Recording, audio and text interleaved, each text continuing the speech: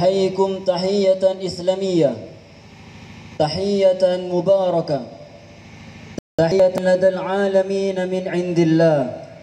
السلام عليكم ورحمة الله وبركاته.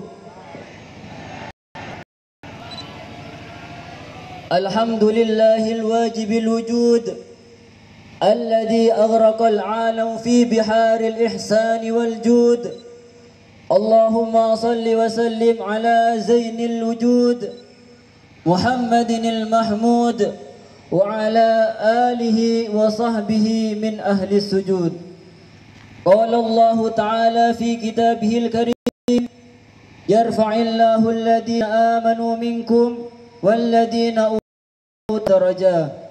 وقال النبي محمد صلى الله عليه وسلم: من سلك طريقا يلتمس فيه علما سهل الله له طريقا إلى الجنة. أما بعد، سعادة الكرام، مدير المعهد أحباب الصالحين، مربي روحنا الكريم ابن الكريم أبويا الحبيب صالح بن عبد الله بن محسن العباس، متعنا الله في طول حياتي في خير ولف وعافية.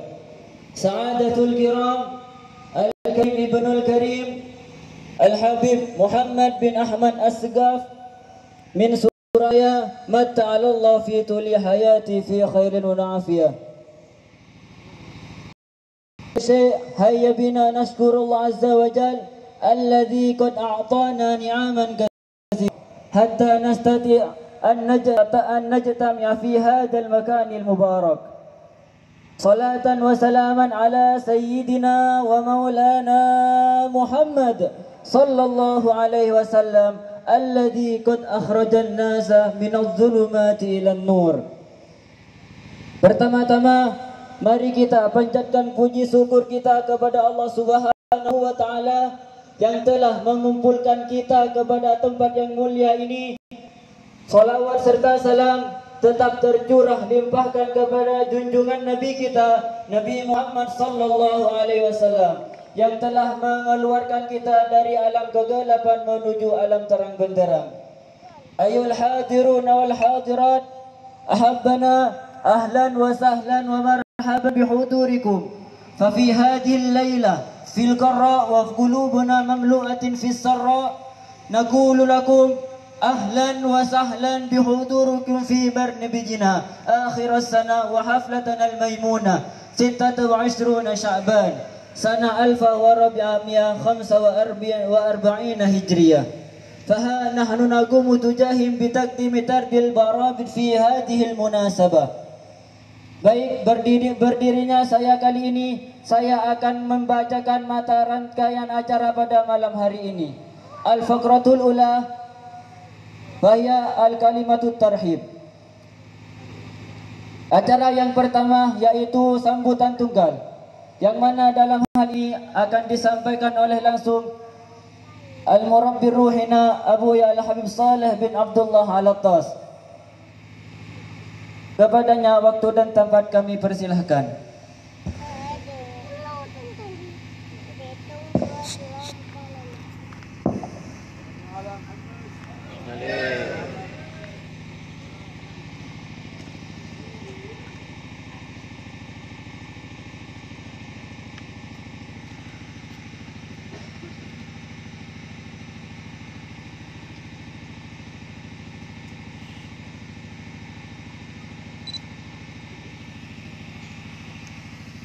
Assalamualaikum warahmatullahi wabarakatuh.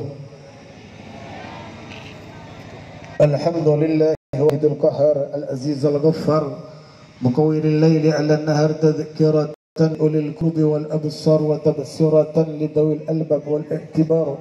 Allahumma salli wa sallim ala zainil bashar Muhammadin al-mukhtar wa ala alihi al-adhhar وأصحابك الأخيار كفر ذنوبنا والأوزار. اللهم جمعنا واسمعنا يا رب مع النبي المختار من دار الدنيا إلى يوم المخشر آمين يا رب. أما بعد معاشر الحبائب الشرفاء العلماء الفضلاء الحضور المختارم الذي شرفتكم وشرفكم الله, seluruh para habaib anak cucu Nabi Muhammad dan seluruh para ulama pecinta penerus estafet perjuangan Habibuna Maulana Muhammad dan seluruh kita yang hadir di majlis mulia ini. Wa khassa bi dzikri Habibuna al-mahbub al-Habib Muhammad bin Habat as-Sigaf. Barakallahu fi dhil hayati wa ra'ah wa nafa'ana bihi bi ulumihi fi ad-darain bi jaysin al-mursalin amin ya rabbal alamin. Wa ya ibadallah bi ihtisalil qaul, tidak ada untayan yang lebih mulia yang patut kita haturkan kepada hariban Allah Jalla Jalaluhu azaman azamatuh kecuali kita mengingatnya dan berzikir kepada Allah Subhanahu wa taala. Ketika seorang hamba mengingat Allah Subhanahu wa taala, yakinlah kita diingat oleh Allah Subhanahu wa taala. Ketika seorang hamba menyebut nama agung mulia Allah Subhanahu wa taala, yakinlah wa ya ikhwan bahwa nama kita pun akan disebut oleh Allah Subhanahu wa taala. Dan ketika seorang umat menyebut nama mulia Habibuna Maulana Muhammad, yakinlah nama kita pun disebut oleh Habibuna Maulana Muhammad. Bagaimana kita tidak akan mulia ya ibadallah? Selalu zikrullah, orang yang selalu mengingat Habibuna Muhammad, maka bukan hanya wajahnya yang akan dikenal, bahkan kita satu persatu dihafal. Bahkan bukan hanya di situ ya ibadallah, kakek kita dan keturunan kita hafal baginda Nabi Muhammad. Efek positif dari orang hadir di majelis yang seperti ini ya ibadallah, bukan hanya kita yang mendapatkan pertolongan Allah, bukan hanya kita saja yang hadir saja perhatian dari Allah. Bahkan lebih daripada itu, bagaimana besarnya perhatian baginda Rasulullah sallallahu alaihi wasallam. Sering kita sampaikan ya ibadallah, andai kata ada seseorang yang mampu bertobat kepada Allah, andai kata ada seorang bermaksiat, dia mampu mengingat Allah subhanahu wa ta'ala, andai kata ada orang yang minal juhala, orang yang bodoh, kemudian menjadi orang yang berilmu. Sering kita sampaikan di beberapa tempat ya ibadallah, sebab yang terbesar ada dua ya ibadallah, selain daripada sebab yang lain. Sering kita sampaikan ya ibadallah, wakala al-imam al-kutub al-habib Umar Abdurrahman al-Qtas wa nafa'ana bih bi ulumih. Apa yang dikatakan beliau ya ibadallah, isma'u ya ibadallah, ma min sahibi ta'i'ah illa fihi nadratun min nadratis salihin.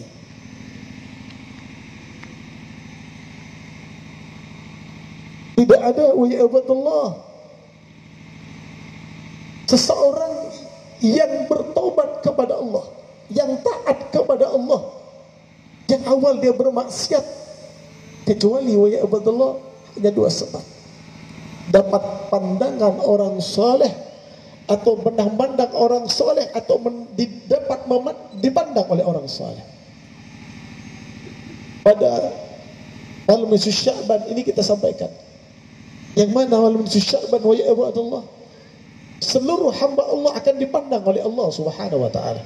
Jikalau orang soleh memandang wajah kita, akan mempunyai dampak positif, hati kita akan bergetar. Yang awalnya sulit mengingat Allah, mudah mengingat Allah. Apalagi yang pandang kita Habibuna wa Maulana Muhammad. Apalagi Allah Jalla Jalaluhu wa adhamatuh yang pandang kita wa ya ibadallah. Bagaimanakah wa ya Allah getaran hati ketika mendapatkan rahmat Allah subhanahu wa ta'ala. Kemudian wa ya Allah, ada cerita singkat ketika seorang mendapatkan ma'unah berupa ilmu dari Allah. Yakinlah dan percayalah wa ya ibadallah, bukan satu-satunya sebab karena dia belajar lama di pondok atau di mana-mana tempat. Ada sebab-sebab lain wa ya ibadallah. Bagaimana seorang akan mendapatkan ilmu nafi'? Disebabkan karena guru, disebabkan karena dia khidmat kepada guru. Bagaimana periwayatan daripada Abdullah bin Abbas atau Ibnu Abbas, dalam usia 10 tahun Ibnu Abbas sudah hafal Quran lengkap dengan tafsirnya wa ibadallah. Pada satu ketika apa yang dilakukan Ibnu Abbas atau Abdullah bin Abbas, dia khidmat dengan paduka Rasulullah sallallahu alaihi wasallam. Di malam hari sudah disediakan air oleh beliau untuk kepentingan Nabi Muhammad sebelum qiyamul lail, untuk mengambil wudu baginda Rasulullah. Disediakan oleh Ibnu Abbas, lalu bertanya baginda Nabi Muhammad, siapa yang menyediakan air ini? Dijawab, ini adalah Abdullah bin Abbas. Dalam satu periwayatan diceritakan betul dipanggil Ibnu Abbas atau Abdullah bin Abbas oleh baginda Nabi Muhammad sallallahu alaihi wasallam, wa du'a yadahu ala ra's. Dipinggang kepala Abdullah bin Abbas oleh baginda Nabi Muhammad sallallahu alaihi wasallam, mendapat doa langsung oleh Rasulullah sallallahu alaihi wasallam, Allahumma faqihu fiddin wa 'allimhu ta'wil. Ini doa bukan sembarangan ya betul. Ini terbiak daripada Nabi Muhammad, bagaimana kedekatan seorang guru dengan murid. Kalau kita istilahkan bahasa sekarang, beda dengan santri ya Abdullah yang jauh hubungan dengan guru. Bisa kadang-kadang mengandalkan belajarnya saja. Banyak bukan satu dua yang alim di pondok, alim di pesantren, alim di tempat pendidikan. Tidak jaminan setelah pulang dia akan manfaat ya Abdullah. Apa sebabnya ya Abdullah? Karena jauhnya hubungan antara murid dengan guru. Tidak ada khidmat antara murid dengan guru. Ini yang menyebabkan jauhnya ilmu nafi daripada seorang murid ini sebabnya. Karena tidak ada jiwa khidmat kepada guru. Maka didoakan oleh Nabi Muhammad Ibn Abbas, ya Allah, mudahkan dalam agama, berikan pemahaman ilmu takwil. Kemudian di satu sisi lain, wa ya Abdullah, apalagi yang dinyatakan wa ya Abdullah ketika Ibn Abbas wa du'ayadahu ala sadri. Satu ketika Ibn Abbas pernah dipegang dadanya oleh Rasulullah sallallahu alaihi wasallam dengan kemuliaan kemujizatan Nabi Muhammad yang sangat besar. Ketika dada Ibn Abbas dipegang oleh Nabi Muhammad, rasa dingin yang luar biasa, rasa sejuk yang luar biasa sampai menembus ala dhahri.